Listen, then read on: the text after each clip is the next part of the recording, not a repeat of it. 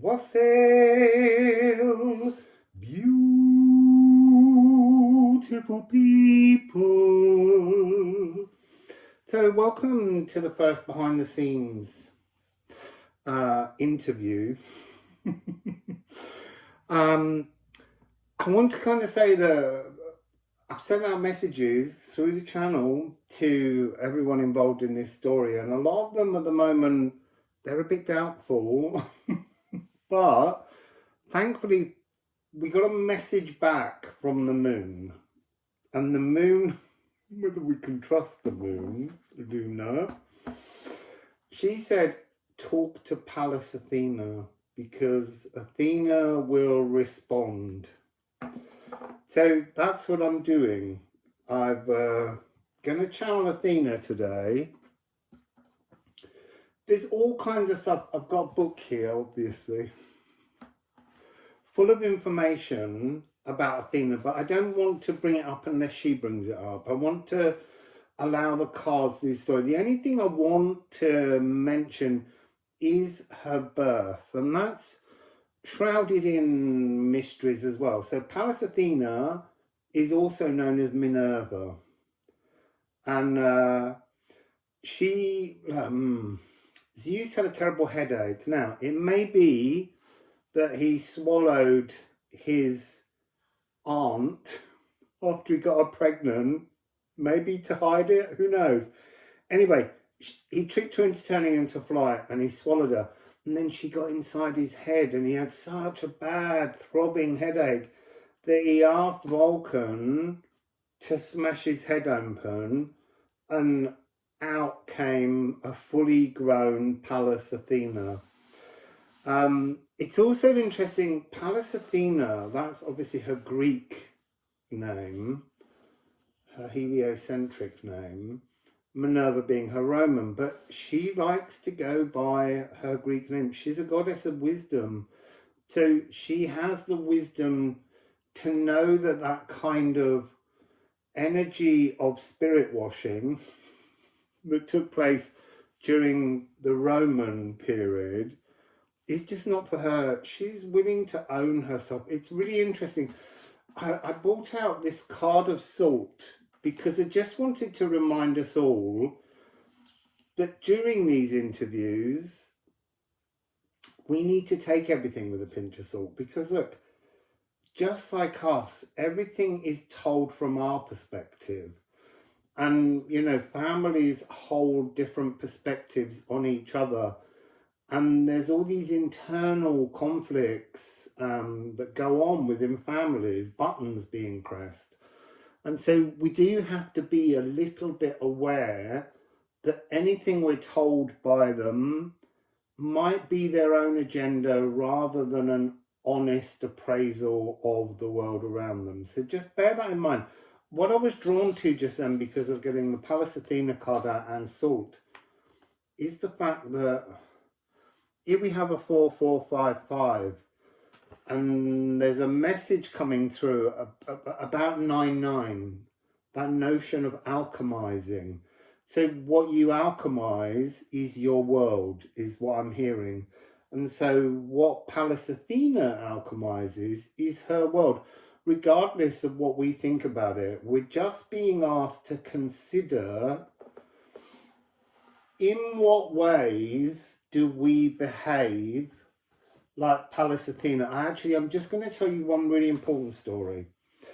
So she is the goddess of warfare. She came out of Zeus's head fully dressed and armed and ready, and all kind of a little bit Mars energy in many ways. But she's considered more, particularly when she was Minerva, this notion of being a defensive warrior rather than just pure aggression. But this story kind of just this little bit here shows the other side of her character. So there was a weaver called Arachne, and she was the most amazing weaver ever. And the nymphs used to climb out of the sea to watch her work.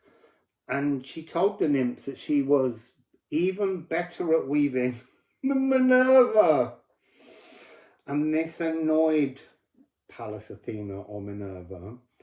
And so she decided to disguise herself as an old woman, engage with Arachne, and then eventually gave her the opportunity to retract the statement, which Arachne didn't do because she believed she was the most brilliant weaver. And so she revealed herself to be Minerva, and they had a competition.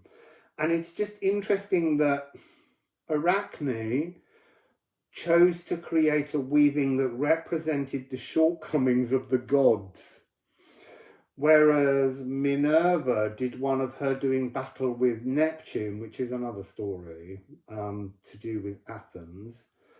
But in her weaving, she had the gods looking down on the mortals in disgust. So, as I say, we're going to ask the cards to bring Minerva's, Pallas Athena's messages to us, but do take them with a very big pinch of salt.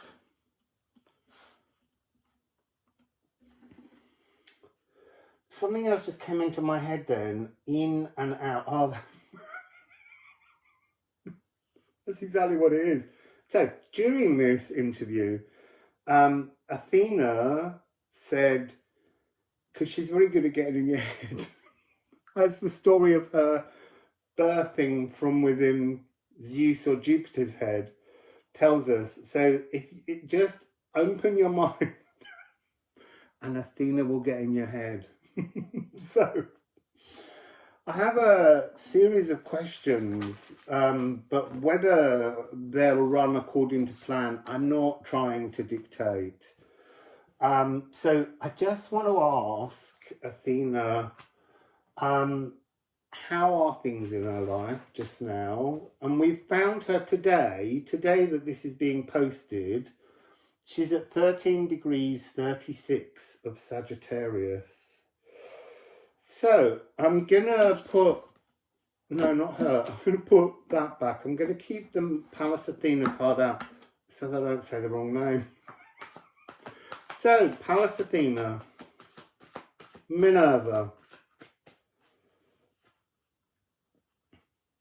What's going on in your life just now? What was the other part of the question? How are things in your life just now? How are things in your life just now? Because she is intellectual warfare. I sense she's up to something.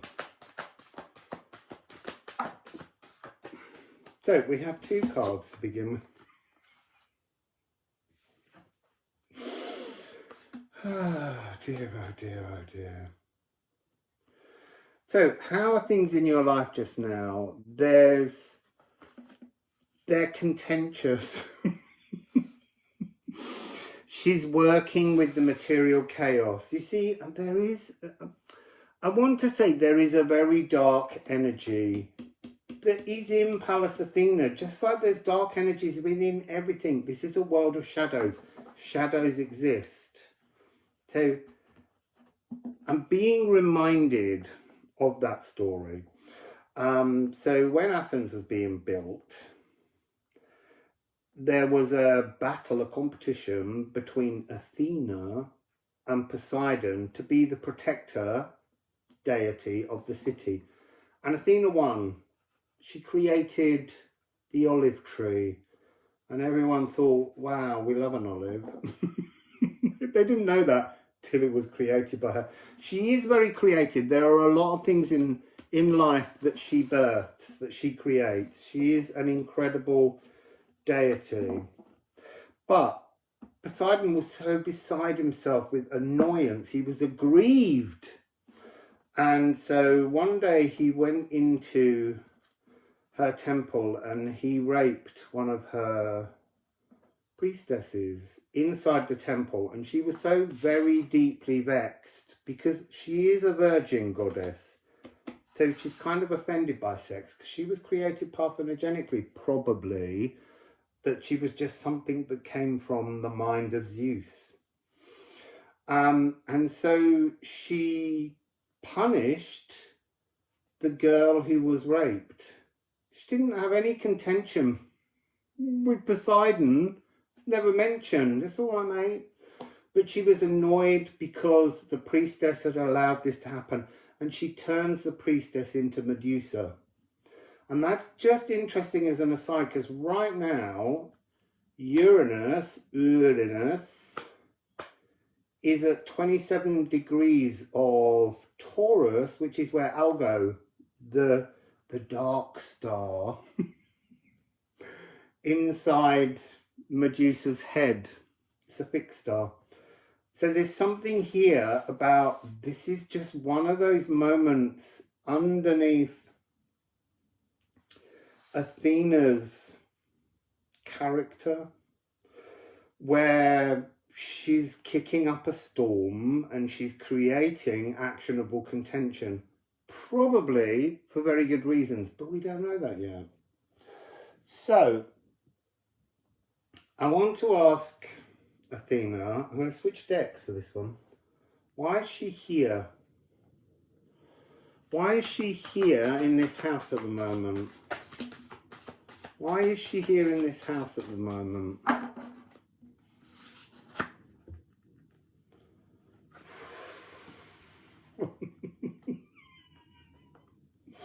So Nua and Yana, remember, she's a goddess of weaving. She is weaving early magic. She is setting plans and traps. Oh my goodness, look. And it's powerful magic. It's 5959. She is weaving contentious issues. Oh my goodness. So, we're going to use the rune stones now. There's a really interesting aside. I think it's with Minerva. I have to check these things because it's hard to keep all this information in my head. So they're a group called the Thriae. And they were bee goddesses. They had the head and the torso of a woman and then the thorax of a bee. And they were three prophetesses. They were three prophetesses. They were. But their way of doing prophecy was to cast pebbles. And so I thought it would be really interesting to use the runes, because they are my pebbles that I have. Now, here's an interesting thing, as an aside. Apollo, one of her many siblings, the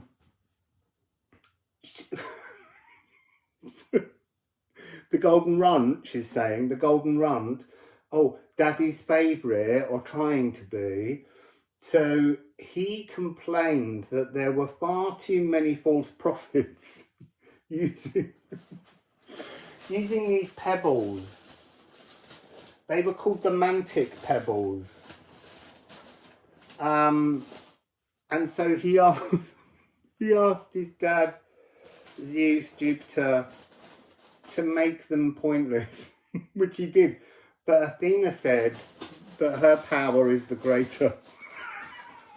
So, oh my goodness, these egos. So let's just so these bee goddesses were part of the inspiration to do with honey being the food of the gods, just as an aside.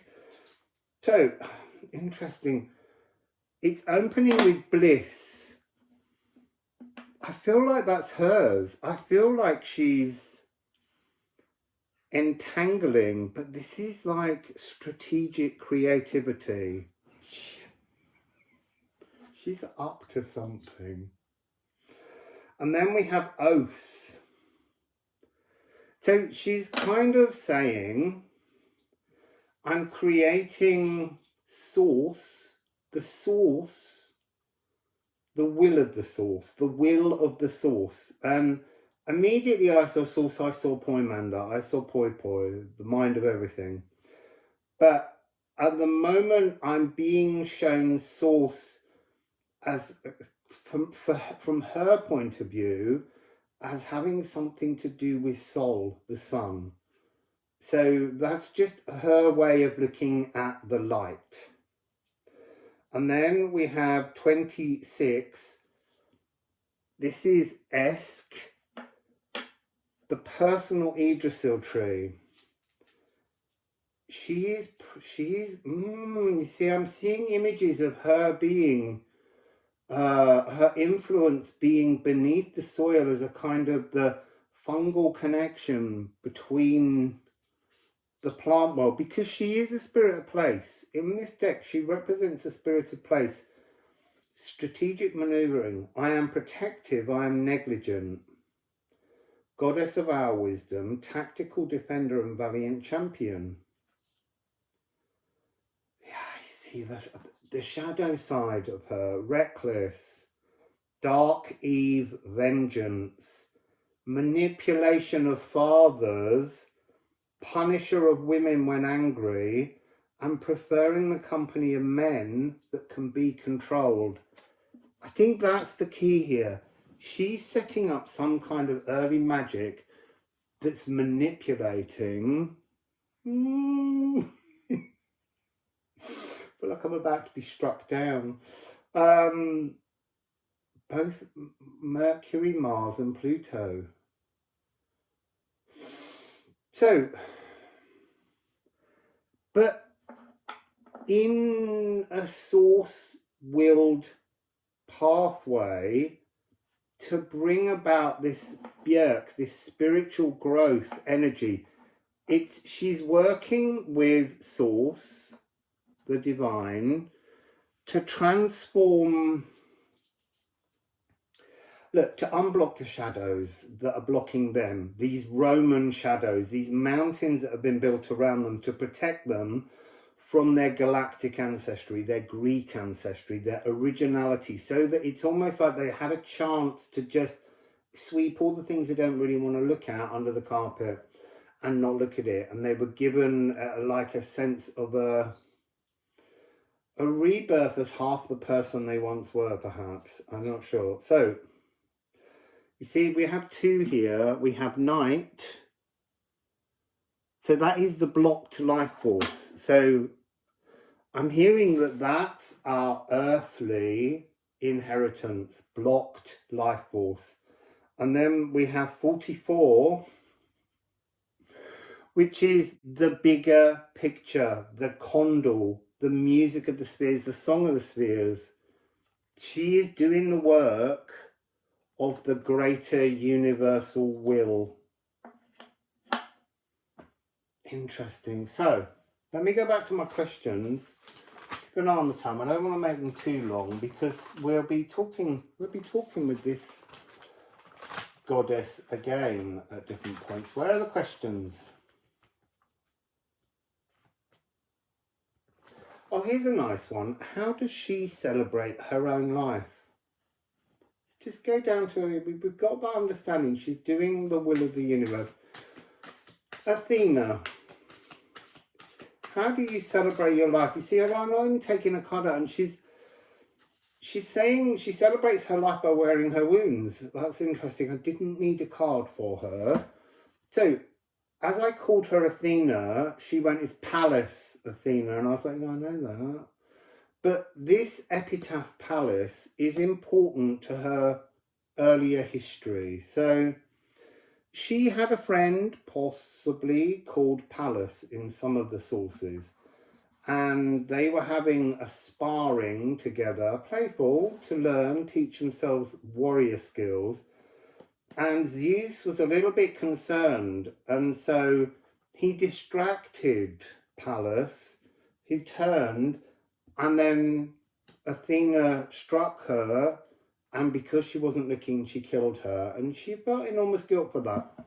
And it wasn't her fault, but she accepted this interference of an outside force, and she decided that she would wear the badge of guilt or shame, something. And I think, you see, that's interesting, because it annoys everyone. It reminds Zeus that he did wrong, and so I wear this as a badge of irritation. Interesting. There's things we do in our lives where we use that kind of pokey energy all the time.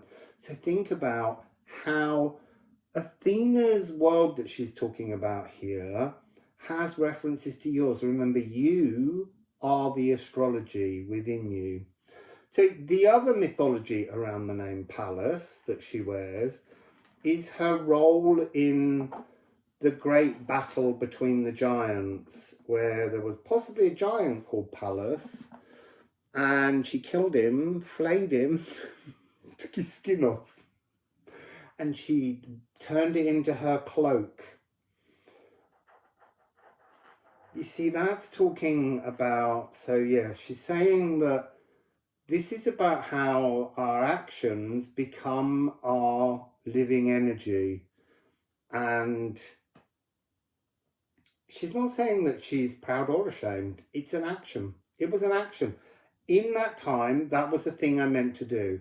And I saw it all the way through to the end, and I made a cape, and I wear that cape because that's another reminder of a history. But the cape has been transformed into not so much the strategic maneuver to destroy something, but the way in which she took what she destroyed and turned it into something of enormous benefit, as in something to keep her warm, that she can wear, that acts as a symbol, that tells people who she is and what she is capable of, even if it's not something that she would ever do again. It's just interesting. I love these. Thanks, Athena. Pallas Athena. Minerva. So, what's the next thing I want to ask? I want to just say there's something, I'm just going to put this prediction out there now. There's something between her and Asclepius from the past that's due again. Also, she's plotting something. But if she's not going to tell us, she's not going to tell us. So, right, I think Pallas Athena, Minerva. I'm going to go to the other deck. Let's move these up, because I can't remove them, because I need to keep them there to photograph them for the reading when I edit it.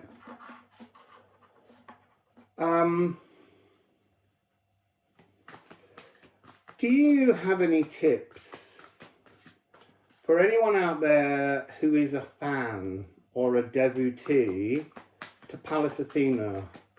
I really do. Look up Pallas Athena, read about her story, as I do, just before doing any interview. You need to know the background, and it doesn't have to come up. There's so many more interviews that will come. Oof. Oof. That was like, I want to say there's an energy there. Any tips? That came out with such pushy energy. There's two on the floor that I can't see, but the three that came out landed on top of her. So, any tips out there? Be in tune with your creative inspiration. Because when you're being creative, your mind is focused. Thank you. Wisdom. This is her wisdom. Having creativity is, it's not so much a distraction. It's a means to not being distracted by shadows. So, what are the shadows? She has, let's put them, because they're all upside down in different ways. So, what are the shadows? Jupiter and Mars that you see, and that's interesting because they're really big players in this story that are coming up. Not so much Jupiter currently, but Jupiter historically. But Mars, you know, this is some other aspect of her. And what's interesting is that this came out in between. So there's something about this as being, don't allow family, friends, situations to become corroding.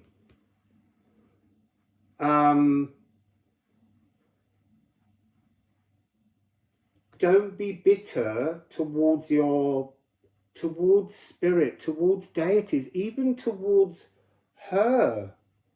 Don't ever have bitterness towards anything divine, because that is again corrosive. It's making your future fruitless.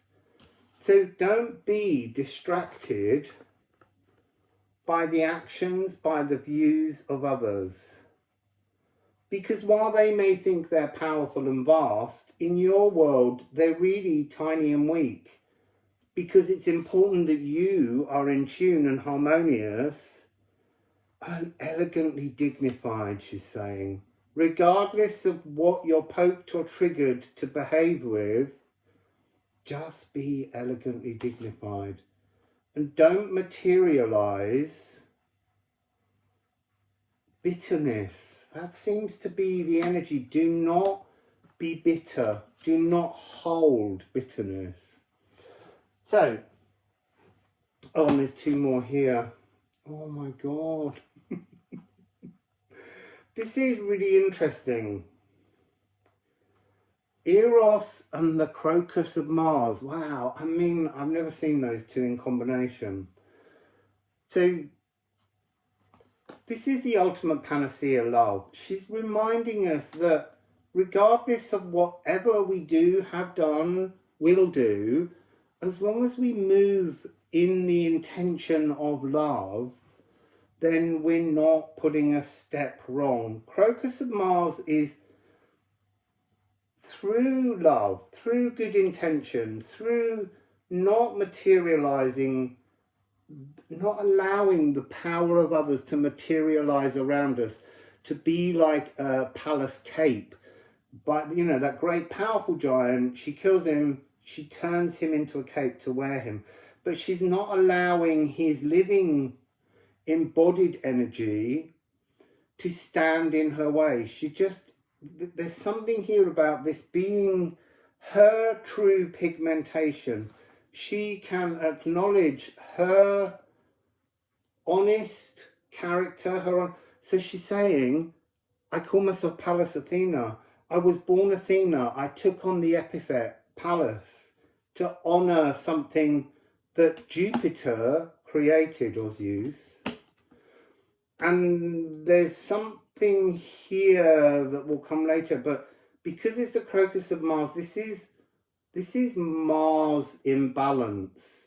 This is Mars unbalanced but in power. And she's saying that by applying loving intentions, by drinking from the greater source of spirit within us, by bringing more loving energy in, we will begin to be in love's banquet, as it says here, to be ready for the true victory, which is not the warring, but is the war with one. The war with one. The inner martial drumming can be a distraction. You see, and now I'm getting this thing about how Minerva or Pallas, it depends on the mythology story, created the flute. It's interesting, fifes and drums, war. But she invented you see, that really is interesting. So she invented the flute by boring holes in boxwood. And she began to play the flute. It was probably one this way, a bit more like a recorder.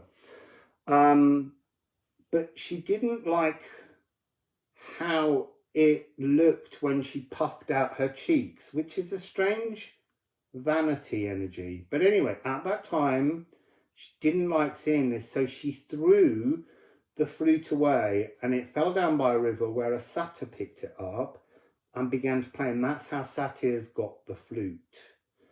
So there's something here about transforming from rhythm, the relentless aggression to march forwards, to actually relaxing and chilling in the true hidden hermetic secret of love. being active but bridging realities, musing magic and being the crucible of her own creation, creative explosion. So look, she's also the goddess of the arts.